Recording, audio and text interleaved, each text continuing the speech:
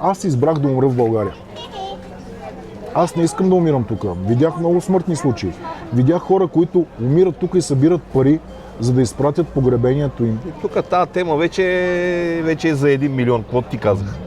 Нали, превъртях. Видях хора, тук, които, нали... когато аз остана тук и той започне детска градина, кита, след това училище и т.н.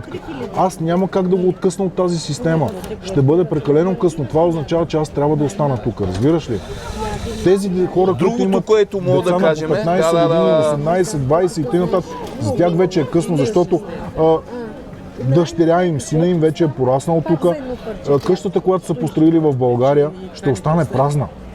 Защото те не могат да се върнат. Ако решат да го направят, ще се върнат без синовете си, без дъщерите си. Ще идват тук само да виждат внуците си. Разбираш ли? Тоест, пак остават между чука и наковалната. Тоест, както се пее в една песен,